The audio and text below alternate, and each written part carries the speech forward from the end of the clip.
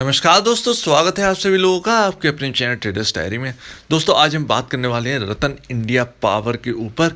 बात करना बहुत ज़रूरी है क्योंकि यहाँ पर एक चीज़ हमको समझनी है जो कि बहुत इंपॉर्टेंट है। 6 रुपये 20 पैसे पर चल रहा है ये स्टॉक, लगातार इसमें गिरावट चली है और यहाँ पर जो है बहुत बड़ा फेरबदल होने वाला है इसके बिजनेस में। आप इसकी जो मैं पेरेंट कंपनी है रतन इंडिया, जो कि 62 रुपये पर चल रही है, उसका पूरा नाम है रतन इंडिया एंटरप्राइजेस। 62 रुपये की कंपनी है, वो भी पहले स्टॉक था शायद 6 या 8 रुपये के आसपास का था, जो कि यहाँ से दौड़ना स्टार्ट किया, 70-72 रुपये की लेवल दिखा दी है। उसका एक रीज़न है, इससे जुड़ा हुआ है, रतन इंडिया से जुड़ा हुआ है, तो मैं आपको बताना चाहता हूँ। तो इसको सुनिए अच्छी तरीके से। तो रिवोल्ट कंपनी जो है, उन्होंने पहली बात तो यहाँ पर रतन इंडिया के जो चीफ हैं, सीईओ है, जो चेयरमैन है इस कंपनी के, उन्होंने ये कहा है कि हम अपना बिजनेस को थोड़ा अलग करना चाहते हैं पावर सेक्टर से, क्योंकि पावर सेक्टर की आप जानते ही हैं कि क्या बात है। और यहाँ पर जो रतन इंडिया ने यहाँ पर जो है एक कंपनी की 50% हिस्सेदारी खरीद ली है, जो कि इलेक्ट्रिक बाइक बनाती है, रिवोल्ट, REVOLT, जो कि इतनी यूनिक कंपनी है जिसका कोई जवाब नहीं। आते ही मार्केट में वो कंपनी की प्री बुकिंग हो गई है अच्छी तरीके से, तो उसका जो रतन इंडिया पर जो इम्पैक्ट है वो रतन इंडिया पर भी पड़ा और रतन पावर पर भी पड़ा। तो ये स्टॉक जो है भागने लगे अच्छी तरीके से। लेकिन अभी जो है थकने वाली बात नहीं है इस स्टॉक की। आप समझिए रतन इंडिया पावर में होना क्या है।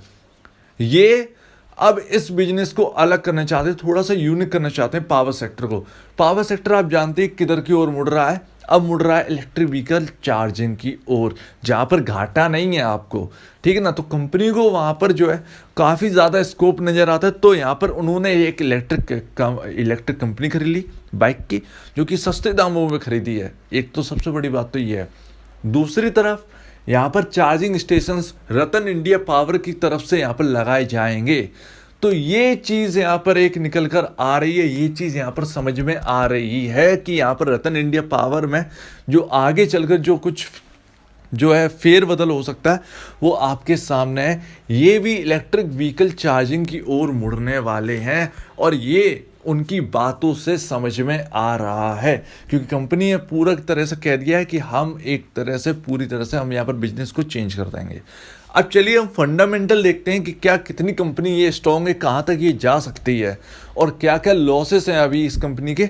सब चीज़ों को समझते हैं, फिर हम आगे डिसीजन लेते हैं। चलिए देखते हैं। तो दोस्तों 6 रुपये 20 पैसे पर ये स्टॉक 5% के आसपास का यहाँ पर सर्किट है। वॉल्यूम्स में कोई कमी नहीं है, 55 लाख के वॉल्यूम से बहुत अच्छे वॉल्यूम से कहलाए जाते हैं। तो यहाँ पर चलिए अब हम देखते हैं इसके फंडामेंटल। पावर जनरेशन जैसा कि लिख कर आ रहा है, मार्केट कैप इस कंपनी का 3,307 करोड़ रुपए है। 308 करोड़ मान ले, क्योंकि 0.99 से कोई फर्क नहीं पड़ता। अर्निंग पर शेयर -1.75 यहाँ पर EPS है। इस कंपनी का पी रेशियो यहाँ पर मेंशन नहीं है। इंडस्ट्री पी के अगर हम बात करें पावर सेक्टर का तो 16.49 है। बुक वैल्यू पर शेयर यहाँ पर -40 है। तो लगता है कि यहाँ पर जो है -40 के हिसाब से जो देखें तो ये बुक वैल्यू पर शेयर नेगेटिव में चल रहा है ये स्टॉक। इस स्टॉक को फंडामेंटली और ऊपर होना चाहिए था। अब अगर हम यहाँ पर बात करें, यहाँ पर अगर हम देखें इस कंपनी के नंबर ऑफ शेयर्स तो 537 करोड़ नंबर ऑफ शेयर्स हैं, जो कि ठीक ठाक हैं। और यहाँ पर स्प्लिट नहीं हुआ है और स्प्लिट यहाँ पर कर भी नहीं सकते, क्योंकि अगर स्प्लिट कर दिया है तो अगर आपको एक शेयर का 10 शेयर कन्वर्ट कर दिया जाए तो 5 या 370 करोड़ शेयर्स मार्केट में अवेलेबल हो जाएं, जो कि आइडिया से भी बहुत ज़्यादा हो जाएंगे। तो उम्मीद है आपको यहाँ पर समझ में आ गया होगा। फंडामेंटली ये कंपनी का प्राइस जो है वो और ऊपर होना चाहिए था। अब अगर माफ़ कीजिएगा यहाँ पर जो रिजल्ट देखिए, ये यहाँ पर नेट सेल है 2020 की, देखिए 1773 करोड़ रुपीस की नेट सेल है, जो कि 2021 में घटकर 1559 करोड़ रुपीस की यहाँ पर नेट सेल पहुँच गई है। खर्चा यहाँ पर कम हुआ है, 1305 करोड़ का खर्चा हुआ था 2020 में, यहाँ पर खर्चा कटकर 919.80 करोड़ रुपीस का यहाँ पर खर्चा हुआ है इस साल 2021 में। मतलब 2020 से मार्च से लेकर 2021 में, तो इस साल जो है अच्छा खासा यहाँ पर खर्च जो है वो कमी आई है। अगर हम इंटरेस्ट की बात करें तो इस कंपनी का सिर्फ एक ही दिक्कत है, और इसी कंपनी की नहीं, बाकी और कंपनी की यही दिक्कत है। आप अदानी पावर ले लीजिए, आप अदानी माफ़ कीजिएगा, आप उसके ले लीजिए आर कॉम, माफ़ कीजिए आर पावर का, जो रिलायंस पावर है वो भी कर्जे में, अदानी पावर वो भी कर्जे में, टाटा पावर वो भी कर्जे में ही है, उतना नहीं है लेकिन है, उसका कर्जा है उस पर। तो यहाँ पर जितनी पावर वाली कंपनी है सब पर कर्जे ही है, यहाँ पर कोई ऐसा कोई बचा हुआ नहीं है। अगर हम देखें profit after tax, net profit अगर देखें तो यहाँ पर बाकी के सालों में जो है अच्छा खासा यहाँ पर घटा है। अगर हम 2020 की बात करें तो यहाँ पर अदर इनकम का ज़रूर सपोर्ट होगा। यहाँ पर अदर इनकम का जो सपोर्ट है, जी हाँ, 210 करोड़ का यहाँ पर अदर इनकम का सपोर्ट है, लेकिन यहाँ पर जो है कर्ज वर्ज काट कर यहाँ पर लॉस में आ जाना चाहिए था इस कंपनी को, लेकिन नहीं आए हैं। एक्सेप्शन आइटम, जी हाँ, एक्सेप्शंस आइटम्स का यहाँ पर जो है सपोर्ट है, 2667 करोड़ की यहाँ पर जो है सपोर्ट है। तो यहाँ पर 2000 करोड़ रुपए का यहाँ पर था लॉस 2020 में, जो कि यहाँ पर 165 करोड़ रुपीस का यहाँ पर प्रॉफिट निकल के आया, क्योंकि एक्सेप्शंस आइटम की वजह से। एक्सेप्शंस आइटम उन्होंने किसी चीज़ को बेचकर उन्होंने कुछ किया होगा तो उससे उनको सपोर्ट मिला है, तो उसकी वजह से यहाँ पर प्रॉफिट दिख रहा है, वरना 2000 करोड़ के आसपास का लॉस है इस कंपनी को। वही लॉस इस साल घटकर 941 करोड़ रुपए का रह गया है, ये समझने वाली बात है। 941.61 करोड़ रुपीस का यहाँ पर लॉस रह गया सिर्फ, और यहाँ पर शायद मेरे ख्याल से यहाँ पर भी एक्सेप्शंस आइटम का जो है सपोर्ट नहीं है। अदर इनकम का भी यहाँ पर सपोर्ट है, 1074 करोड़ रुपए का यहाँ पर अदर इनकम का सपोर्ट है, तो किसी जरिए तो यहाँ पर आए हैं पैसे। चलिए जो भी है, लेकिन यहाँ पर जो है लॉस कटौती करने में ये कामयाब रहे हैं।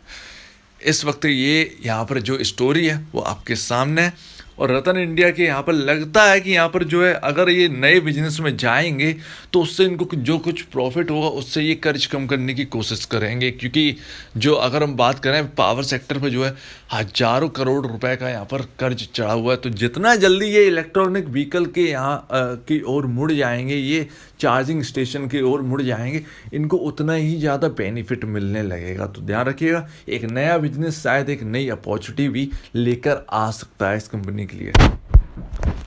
शेयर होल्डिंग पैटर्न देखिए, इस वक्त आपके सामने शेयर होल्डिंग पैटर्न है, और बहुत ही अच्छा यहाँ पर शेयर होल्डिंग पैटर्न है। प्रमोटर ने 2021 मार्च में ही अपनी हिस्सेदारी बढ़ा दी थी और लगातार उसको कंटिन्यू कर रहे हैं। तो 39.33% की हिस्सेदारी 2020 दिसंबर में होल्ड करते थे, जो कि बढ़कर 2021 मार्च में 44.19% हो गई, और 2021 जून में भी जो पैटर्न निकल के आया उसमें भी अच्छा खासा उतना ही आया है। तो यहाँ पर जो है कंटिन्यू कर रहे हैं, अब प्रमोटर ने हिस्सेदारी बढ़ा दी है। साथ ही FIIs लौट कर आ रहे हैं, जो कभी 0% हो गए थे, फिर उन्होंने 0.16% हिस्सेदारी खरीदी, फिर उन्होंने 0.28% हिस्सेदारी कर दी। तो FIIs की एंट्री इस स्टॉक के अंदर लगातार थोड़ी कर यहाँ पर चल रही है। तो यहाँ पर जो है बिजनेस जो है वो यहाँ पर समझ में तो आ रहा है, इतना तो क्लियर है दोस्तों, यहाँ पर जो है कुछ तो यहाँ पर बड़ा होने वाला है इस कंपनी के साथ। DIIs 15.12% होल्ड करते हैं, रिटेल इन्वेस्टर 40.40% होल्ड करता है, जबकि बहुत कम ऐसा देखा जाता है कि रिटेल इन्वेस्टर की जो है हिस्सेदारी किसी स्टॉक में कम होती हुई नजर आए। तो इस स्टॉक में कम होती हुई नजर आ रही है, लेकिन यहाँ पर प्रमोटर प्लेज बहुत ज़्यादा है, 88.68% प्रमोटर का प्लेज रखा हुआ है। अब दिक्कत है तो कुछ तो झेलना ही पड़ेगा। अगर हम देखें यहाँ पर जो है Punjab national bank, power corporation, finance corporation यहाँ पर हिस्सेदार हैं इस कंपनी के, आदित्य बिरला, ARC लिमिटेड और इंडिया बुल्स रियल एस्टेट यहाँ पर जो है यहाँ पर इसमें इस कंपनी में इन्वेस्टेड है। तो आप इतना तो क्लियर समझिए कि इसका जो बिजनेस, नए बिजनेस की जो बात चल रही है वो यहाँ पर बहुत ही यूनिक होने वाला है। तो और कुछ भी यहाँ पर समझाने की ज़रूरत नहीं है। हालांकि यहाँ पर एक चीज़ मैं आपको मेंशन कर दूँ, आपको क्लियर कर दूँ, टोटल रिस्क यहाँ पर बना हुआ है, लेकिन अगर आप रिस्क लेकर खेलना चाहते हैं, अगर आप रिस्क लेकर बड़े बनना चाहते हैं तो आपके लिए ये स्टॉक है, क्योंकि ये रिस्की है। ध्यान रखिएगा, पैसा यहाँ पर डूब भी सकता है अच्छी तरीके से। तो यहाँ पर अगर रिस्क लेने के लिए तैयार हैं तो इस स्टॉक में एंटर करिए। प्लस लॉन्ग टर्म की सोच रखिए, लॉन्ग टर्म की। लॉन्ग टर्म यानी मैं ये नहीं कह रहा हूँ 1 साल, लमसम 2 साल 2.5 साल का यहाँ पर जो है आप टाइम रखिए। टाइम यहाँ पर टाइम जो है लंबा खिंचने वाला है, क्योंकि यहाँ पर एकदम जो है आके एकदम चार्जिंग स्टेशन नहीं लगाने लगेंगे। तो ये चीज़ आप समझिएगा। पैसा जुटेगा तो यहाँ पर जो है चार्जिंग स्टेशन लगाए जाएंगे। तो बहुत कुछ यहाँ पर जो है इवेंट्स पेंडिंग है, तो ध्यान रखिएगा। 2 से 2.5 साल का टाइम फ्रेम जो है वो आपको लेकर चलना ही पड़ेगा इस स्टॉक के अंदर। बाकी अगर ये स्टोरी टर्न अराउंड होती है तो ये आपको बेनिफिट अच्छी तरीके से भी दे सकता है। तो ध्यान रखिएगा दोस्तों इस कंपनी के ऊपर।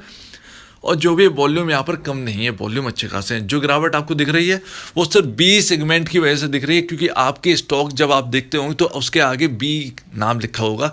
जब आप किसी डीमेट अकाउंट में देखते होंगे वो बी जैसे ही हटेगा तो अच्छा हो जाए, क्योंकि यहाँ पर इंटरडे जो है वो ब्लॉक है। यहाँ पर डिलीवरीज वाले काम चल रहे हैं। तो अगर आपको आज शेयर चाहिए तो अगले दिन के लिए लेना होगा, आज के लिए आप खरीद बेच नहीं पाएंगे। ये इसमें चल रहा है, इसीलिए गिरावट है। तो उम्मीद है आपको ये वीडियो समझ में आ गई होगी, हर चीज़ आपके सामने क्लियर है।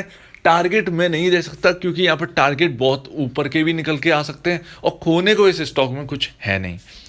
तो ये है, जैसी स्टोरी टर्न अराउंड होगी ये बात सामने आने लगेगी। और यहाँ पर जो है FIS का दबदबा जो है वो बढ़ने लगा है। तो FIS जब आने लगे तो यहाँ पर शायद यहाँ पर जो है मजबूती आ सकती है इस स्टॉक के अंदर। तो अगर आपको इस वीडियो में कुछ पूछना है, कुछ समझ में नहीं आया, कुछ छूट गया है, तो आप प्लीज़ कमेंट सेक्शन में बता दीजिए। कुछ पूछना है तो कमेंट सेक्शन में पूछ लीजिएगा, मैं आपको तुरंत बता दूंगा। और अगर आपको ये वीडियो अच्छी लगी तो लाइक करिए, चैनल करिए सब्सक्राइब, प्लस बेल आइकन जरूर दबाइएगा, ताकि नए नए नोटिफिकेशन जो है वो आपको रतन इंडिया के और अदर स्टॉक्स के आपके पास आते रहें। तो अब दीजिए मुझे इजाज़त। वीडियो देखने के लिए बहुत बहुत धन्यवाद दोस्तों।